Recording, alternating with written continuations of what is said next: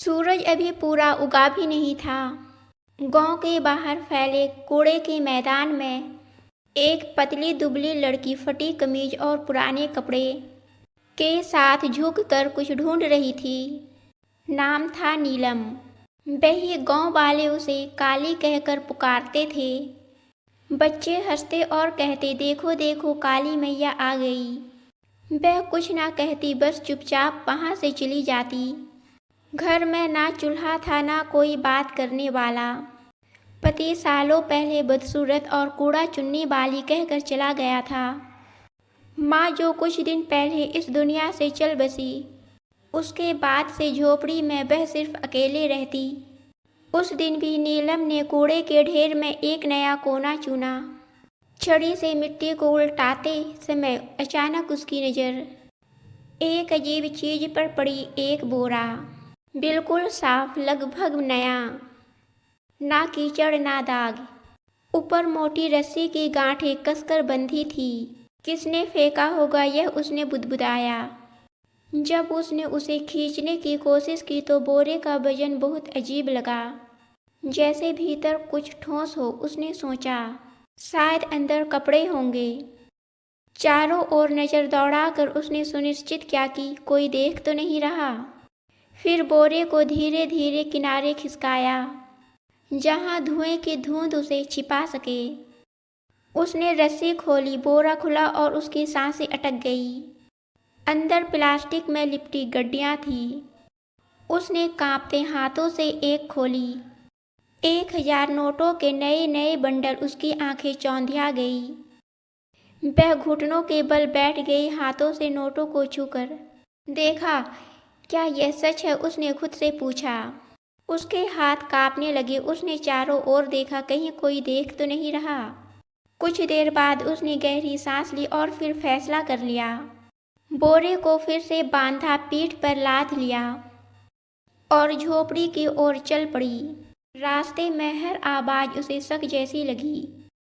कुत्ते का भौंकना, किसी का बात करना। घर पहुंचती है। उसने झोपड़ी का दरवाजा अंदर से बंद किया, बोरे को कोने में रख कर चटाई से ढक दिया। नीलम का दिल ऐसे धड़क रहा था जैसे सीने से दिल निकलकर बाहर आ जाएगा। बार बार वह झोपड़ी के दरवाजे को झांकती, कहीं कोई बाहर से देख तो नहीं रहा। उसे यकीन आ गया कि बाहर से कोई देख नहीं रहा। वह धीरे से बोरी के पास बैठ गई। हाथ कांप रही थी, लेकिन हिम्मत जुटाकर रस्सी खोली। जैसे बोरा खुला, अंदर की चमक ने उसकी आंखें चौंधिया दी। नोटों की गड्डियां एक से एक ताजा नई। नीलम ने एक गड्डी निकाली और गिनना शुरू किया। गिनते गिनते उसके होंठ सूख गए। सिर्फ एक गड्डी में 2 लाख होंगे, उसने अंदाजा लगाया। कम से कम 40-50 करोड़ तो होंगे। यह सोचते ही उसका दिमाग सुन्न पड़ गया। इतना सारा पैसा कोई आम आदमी नहीं छोड़ सकता। वह बुदबुदाई। उसके भीतर डर की लहर दौड़ गई। कहीं यह किसी बड़े आदमी, किसी नेता या गुंडे का तो नहीं। अगर उसने ढूंढना शुरू किया तो क्या होगा? इस ख्याल से उसका शरीर पसीने से तर हो गया। नीलम ने गड्डी वापस रख दी और बोरा बांधा और मट्टी पर बैठ गई, सर पकड़कर। दिल में एक तरफ खुशी थी, सालों की गरीबी अब खत्म हो जाएगी। इलाज करा सकेगी, नया घर बना सकेगी। लेकिन दिल में एक टिस होता, काश यह पैसा पहले मिलता, जो आज उसकी माँ जिंदा होती। आज उसकी माँ जिंदा होती। गरीबी और बीमारी की वजह से उसकी माँ ने दम तोड़ दिया था। अब इज्जत की जिंदगी जी सकेगी। दूसरी तरफ डर उसे भीतर से कुतर रहा था। अगर किसी को पता चल गया तो लोग उसे चोर कहेंगे, पुलिस पकड़ लेगी या असली मालिक आ जाएगा। पूरी रात वह जागती रही। उसने खुद को तसल्ली दी, अगर कल एक गड्डी निकाल कर इलाज करवा लूँ तो किसी को क्या पता चलेगा। डॉक्टर ने पहली बार उसे इज्जत से बैठाया, इंजेक्शन लगाया और कहा, इलाज मुमकिन है। सालों बाद नीलम के चेहरे पर एक सच्ची मुस्कान आई। वह समझ गई, यह दौलत उसका इम्तिहान है, वरना वरदान नहीं। अगले दिन नीलम के लिए एक नई सुबह बन गई। बरसों बाद उसने आईने में खुद को गौर से देखा। चेहरा कमजोर था मगर आंखों में अब उम्मीद की चमक थी। उसने सोचा कि समझदारी से काम लूं तो सब बदल सकता है। पहले उसने अपनी झोपड़ी की मरम्मत करवाई, बोरे से कुछ पैसे निकाले, मजदूरों को बुलाया और छत बनवा दी। कुछ ही दिनों में घर से बदबू निकलने बंद हो गए। मोहल्ले वाले हैरान थे, यह काली कलूटी अचानक कैसे बदल गई। कुछ हफ्ते बाद उसने अपना अगला कदम उठाया।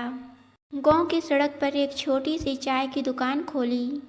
पहले दिन बस 2-4 लोग ही आए। अपने हाथों से चाय बनाती और ग्राहक को मुस्कुराकर जवाब देती। लड़की चाय बनाकर बेच रही है। शुरुआत में लोग झिझके, लेकिन धीरे धीरे लोग आने लगे। चाय की दुकान चल निकली। शुरुआत में सिर्फ शाम के समय चाय की दुकान खोलती थी, अब तो सुबह और शाम को खोलने लगी। नीलम ने उस पूरे दौर में बहुत सतर्कता बरती। उसके पास अचानक आई दौलत किसी रहस्य से कम नहीं थी।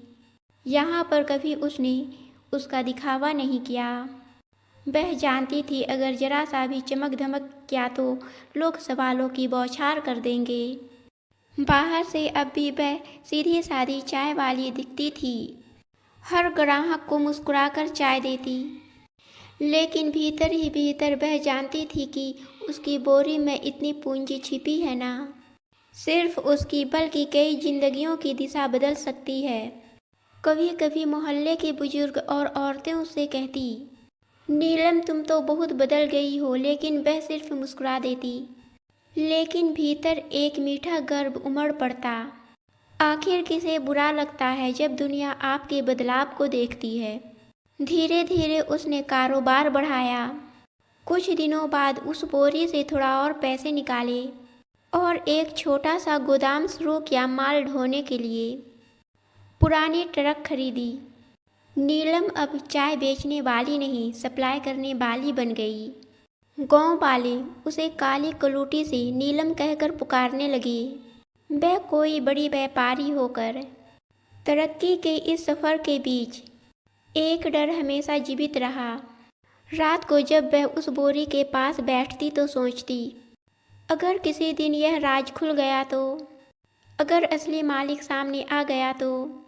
और अगले ही पल खुद को दिलासा देती, नहीं यह मेरी किस्मत का इनाम है। मैंने सालों की बेबसी सही है, यह मेरी मेहनत का फल है। मैंने किसी का हक नहीं छीना। समय के साथ नीलम खुद भी बदल गई थी। जो कभी भीड़ में सर झुकाकर चलती थी अब सीधा चलती थी। आत्मविश्वास से भरी हुई उसकी आवाज़ में अब झिझक नहीं, ठहराव था। सुबह चाय की दुकान चलाती, शाम को गोदाम देखती, रात को बोरी के पास बैठकर अगले सुबह की योजना बनाती। वह अपनी पुरानी नीलम से बहुत आगे निकल चुकी थी, मगर यह भी सच था, तरक्की के बीच भी एक खालीपन हमेशा उसके अंदर गूंजता था। एक शाम जब वह थकी हारी दुकान बंद करके लौटी तो दरवाजे पर एक चेहरे खड़े थे। परिचित पर दूर चले गए चेहरे उसका पति सोहेल खड़ा था, मगर उसके चेहरे पर हिचक और शर्म की छाया थी। सोहेल की आंखें भीगी हुई थी। नीलम, उसने धीरे से कहा, हमसे गलती हुई थी, हालात ने मजबूर कर दिया था। तुम्हें छोड़कर जाना ठीक नहीं था। नीलम के पांव जैसे जमीन पर धंस गए। एक पल को समय ठहर सा गया। उसे वह दिन याद आई जब बीमारी ने उसे तोड़ दिया था। खाने को घर में कुछ नहीं था और सोहेल ने कहा था, मैं यह सब नहीं झेल सकता, और यह कहकर चला गया। वही रात थी जब नीलम का सब कुछ बिखर गया। अब वही सोहेल उसके दरवाजे पर था। नीलम, मुझे माफ़ कर दो, मैं तुम्हारे साथ रहना चाहता हूँ। नीलम का दिल कांप उठा। वह बहुत ही टूटी हुई इंसान थी जिसे छोड़ दिया गया था। क्या उनका लौटना सच में मोहब्बत थी या दौलत की चमक जो उन्हें वापस खींच लाई थी? यह सवाल उसे भीतर तक चुभ गया। उसने ठंडे स्वर में कहा, जब मैं खाली हाथ थी तुम चले गए थे। अब मेरे पास सब कुछ है तो लौट आए हो, क्या यह प्यार है या लालच? सोहेल के आंखों से आंसू निकल पड़े। नहीं नीलम, अब हम सच में पछता रहे हैं। नीलम ने निगाहें झुका ली। भीतर ज्वालामुखी सी हलचल थी। वह जानती थी कभी कभी माफ़ करना आसान नहीं होता है, लेकिन सोहेल, अब जो हमारे बीच दीवार खड़ी हो गई है अब कभी नहीं गिरेगी। सोहेल चुप रह गया। नीलम के दिल का पुराना घाव फिर से हरा हो गया। बाहर की दुनिया कहती थी नीलम अब एक सफल स्त्री है, लेकिन भीतर वह भी वही नीलम थी जो अपनी पुरानी बोरी के साथ अतीत और वर्तमान के बीच झूलती रही। उस रात नीलम फिर से पूरी रात जाग गई। वह बोरी के पास बैठी जैसे अपनी माँ से बातें कर रही है। यह दौलत सब कुछ लौटा रही है, इज्जत, नाम, सुकून भरी जिंदगी। क्या यह मन की शांति भी लौटा पाएगी? सवाल हवा में तैर गया और जवाब में सिर्फ दीवारों की खामोशी थी।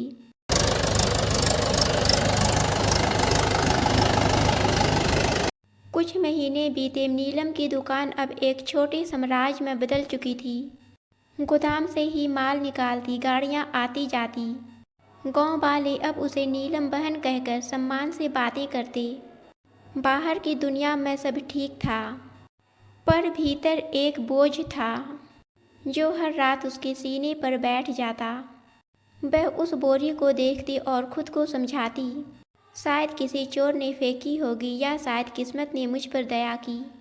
पर किस्मत को भी जैसे धैर्य की परीक्षा लेनी थी। एक शाम वह घर में चाय की चुस्कियां ले रही थी। अंदर टीवी पर खबरें चल रही थी, सामान्य राजनीतिक बकवास जिसे अब ध्यान से नहीं सुनती थी। लेकिन अचानक एंकर की आवाज़ तेज हुई। ब्रेकिंग न्यूज, विधायक के घर हुआ चोरी। नीलम का दिल धक से रह गया। एंकर बता रहा था एक चोर विधायक के घर से पैसे चुराकर भाग रहा था। जब पुलिस ने उसका पीछा किया तो उसने पैसे कहीं छुपा दिए हैं जो मिल नहीं रहे हैं। पुलिस लगातार उसे तलाशने की कोशिश कर रही है। नीलम का हाथ कांप गया। उसके दिमाग में बिजली सी कौंधी। बोरा, वही बोरा, एंकर बोलता जा रहा था। सैकड़ों करोड़ अब भी लापता हैं। छोटे बंडल शायद कभी ना मिले, पर अभी भी जांच जारी है। वह बात उसके कानों में गूंजने लगा। छोटे बंडल शायद कभी ना मिले, मतलब शायद उसका बोरा अब भी सुरक्षित है। इसके साथ ही एक ठंडी लहर उसकी रगों में दौड़ गई।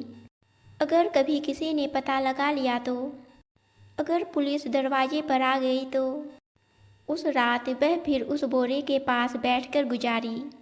सुबह चाय की दुकान पर भी उसका ध्यान भटका हुआ था। ग्राहक बोलते रहे और वह खोई सी जवाब देती रही। मन में बस गणित चल रहा था, अगर सब छिप गया तो बच जाऊंगी, पर अगर राज खुल गया तो सब खत्म। शाम को लौटकर उसने फिर बोरा खोला। नोट वैसे ही चमक रहे थे, पर वह चमक अब उसे डरावनी लगी। उसे लगा जैसे उन नोटों की आंखें हैं, जैसे वह उसे घूर रही है। नीलम ने वापस गड्डी रखी और खुद से कहा, यह दौलत मुझे बचा भी सकती है और मिटा भी सकती है। उस दिन से उसने एक संकल्प लिया, अब कोई जल्दबाजी नहीं। थोड़ा थोड़ा पैसा निकालेंगे और धीरे धीरे खर्चा करेंगे, ताकि किसी को शक ना हो। पर दिल के अंदर एक नया जख्म बन चुका था। हर बार जब वह नोट गिनती उसके हाथ जैसे कांपते। फिर भी जिंदगी चलती रही। इसी दौरान गांव के पास से एक नया लड़का चाय पीने के लिए आया। उसने अपने बारे में बताया। उसका नाम रेहान है। शादी के 1 महीने बाद ही उसकी पत्नी उसे छोड़कर चली गई थी। अब वह अकेला रहता था। नीलम ने जब पहली बार उससे बात की तो उसे बहुत सुकून महसूस हुआ। रेहान की बातों में ना दिखावा था ना कोई मतलब। वह नीलम को एक चाय बेचने वाली नहीं, एक इंसान की तरह देखता था। धीरे धीरे अब वह रोज चाय पीने के लिए आने लगा। हर बार उसके लहजे में सहज और एक विनम्रता होती थी जो नीलम के दिन की थकान उतार देती। एक दिन रेहान ने मुस्कुराते हुए कहा, आप बहुत मेहनती हैं। नीलम जी, गांव में सब आपकी इज्जत करते हैं। नीलम उस पल बस मुस्कुरा दी, लेकिन उसके अंदर कुछ अनकही एहसास जागा। शायद पैसा इंसान को सुरक्षित कर सकता है, मगर किसी का अपनापन ही उसे जिंदा रखता है। जब रेहान ने मुस्कुराते हुए कहा, आप बहुत इज्जतदार इंसान हैं, नीलम के अंदर कुछ पिघल गया। बरसों बाद किसी ने सम्मान दिया था, वह भी एक अच्छा पुरुष ने। उसके सीने में जैसे ठंडक उतर गई। धीरे धीरे दोनों के बीच एक नरम रिश्ता पनपने लगा। रेहान सिर्फ सुनता नहीं था, वह समझता भी था। जब उसे नीलम के अतीत का पता चला तो उसने अफसोस नहीं जताया, जबकि उसकी आंखों में देखकर कहा, जो बीत गया वह वक्त की परीक्षा थी, अब जरूरी है कि तुम आगे बढ़ो। इन शब्दों ने नीलम के भीतर जैसे कोई नया दीपक जला दिया। कुछ महीने बाद उसने एक फैसला लिया, वह रेहान से शादी करेगी। गांव में यह बात सुनते ही तरह तरह की बातें होने लगी। किसी ने ताना मारा, यह काली कलूटी कबाड़ बीनने वाली अब शादी करेगी, तो किसी ने हंसकर कहा, चलो अब इस बेचारी की जिंदगी में रोशनी तो आएगी। नीलम ने किसी भी बात का कोई जवाब नहीं दिया। वह जानती थी यह शादी सिर्फ साथ पाने के लिए नहीं, बल्कि खुद को नया जीवन देने के लिए है। शादी बहुत सादगी से हुई, ना बैंड बाजा, ना कोई दावतों की भीड़, बस दो साक्षी, कुछ फूल और दो दिलों की नई शुरुआत। रेहान के आने के बाद नीलम का घर जैसे सांस लेने लगा। अब रेहान चाय बनाकर बेचता और नीलम घर में खाना बनाती। रेहान थका हारा घर आता तो नीलम मुस्कुराकर दरवाज़ा खोलती। रेहान भी मुस्कुराकर घर के अंदर आता। दोनों की यह मुस्कान ना महंगी थी ना बनावटी। इन छोटी छोटी बातों ने नीलम को वह सुकून दिया जो दौलत से नहीं खरीदा जा सकता। फिर भी जब रात गहराती और रेहान सो जाता, नीलम का मन फिर उसी बोरी के पास जा बैठता। वह बोरी उसे चैन नहीं लेने देती थी। हर बार नोटों की चमक उसे यह याद दिलाती, यह दौलत पवित्र नहीं है। वह सोचती, अगर यह पैसा किसी जुर्म से जुड़ा है तो इससे मुझे शांति कैसे मिल सकती है। यही विचार धीरे धीरे उसे एक बड़े फैसले तक ले आया। एक रात नीलम ने सारी सच्चाई रेहान को बता दी। रेहान सारी सच्चाई सुनने के बाद बोला, अब यह पैसा सिर्फ उसका नहीं रहेगा, दूसरों के काम आएगा। नीलम ने कहा, मुझे अच्छी तरह याद है गरीबी कैसे इंसान की इज्जत छीन लेती है। वह ताने, वह अपेक्षा, वह दिन जब क्लिनिक के मुलाजिम उसे हिकारत से देखते थे, वह सब उसकी यादों में अब भी जिंदा थे। फिर सुबह उसने एक नया कदम उठाया। गांव की मस्जिद अक्सर बारिश में टपकती थी। नमाजियों को अक्सर छाते लेकर अंदर जाना पड़ता था। नीलम ने रेहान को चंदा देने के लिए कहा। जब रकम ज़्यादा हो गई तो उसने अपना नाम सामने रखा। पूरे गांव में खलबली मच गई। वही नीलम जो कचरा बीनती थी, उसके पति के पास इतना पैसा कहाँ से आया? अरे कोई अमीर ज़्यादा होगा, दया करके शादी कर ली होगी। कुछ ने ताना मारा, कुछ ने शक जताया, लेकिन जैसे जैसे मस्जिद की दीवारें उठती गई, दोनों की नीयत साफ होती गई। सबने देखा वह दिखावे के लिए नहीं, सच्चे दिल से मदद कर रही है। धीरे धीरे आलोचनाएं थम गई। लोग धीरे धीरे उन दोनों को रेहान मियाँ और नीलम दीदी कहकर सम्मान देने लगे। वह आदमी जिसे कभी समाज ने ठुकरा दिया था, अब समाज का सहारा बन गया था। दोनों ने अपने जीवन में एक और बड़ा कदम उठाया। इस बार उसने पैसों से नहीं, दिल से निवेश करने का फैसला किया। इस गांव में एक ऐसा अनाथालय खोलूंगा जहां हर गरीब बेसहारा भूखा मुलाजिम आकर खाना खा सकेंगे। वहां रहने के लिए उन लोगों का इंतजाम किया जाएगा जिनके बेटे ने अपने माँ बाप को सम्मान देना छोड़ दिया है। जो बेबस और बेसहारा है वहां आकर रह सकते हैं। लोगों ने पहले सोचा यह बस एक भावनात्मक बयान है, लेकिन जब पहली नींव की ईंट रखी गई तो समझ गए नीलम सिर्फ अब एक व्यापारी नहीं थी, वह दोनों रहनुमा बन चुके थे। वह दोनों एक दूसरे का साथ दे रहे थे। उस गांव में कोई भी बच्चा, बुजुर्ग या आया मुलाजिम अब भूखे नहीं रहते। जिनके बेटे बहू अपने माँ बाप को सम्मान नहीं दे रहे थे, अच्छे से बातें नहीं करते थे, वह बूढ़े बुजुर्ग आकर इस अनाथालय में रहने लगे। सभी एक दूसरे से बातें करते, उनके दिन अच्छे से बीतने लगे। नीलम ने गांव में एक अस्पताल बनवाया। वह अस्पताल उन लोगों के लिए खुला था जो लोग गरीबी के कारण अपना इलाज नहीं करा पाते थे। कोई कहता यह चमत्कार है, कोई दुआ देता अल्लाह ऐसे लोगों को सलामत रखे। बचे हुए पैसे और भी व्यापार में लगा दिए और ऐसे करते करते वह सच में एक बहुत बड़ी अमीर आदमी बन गई। अब उसे उस बोरी की ज़रूरत नहीं थी, अब उसकी कमाई इतनी ज़्यादा थी। अब वह अरबों का बिजनेस करती, लेकिन फिर भी अल्लाह का शुक्र अदा करती और गरीबों की मदद करती। प्यारे दोस्तों, अगर आपको यह नीलम की कहानी सोचने पर मजबूर करती है, सच्चाई, पछतावा और भलाई के बीच इंसान का असली संघर्ष क्या होता है। कहानी पसंद आई तो हमारे चैनल को सब्सक्राइब और वीडियो को लाइक ज़रूर करें। आप नीलम की जगह होते तो क्या करते? क्या गलत पैसे से की गई भलाई सही मानी जा सकती है? आपकी राय हमारे लिए बहुत कीमती है।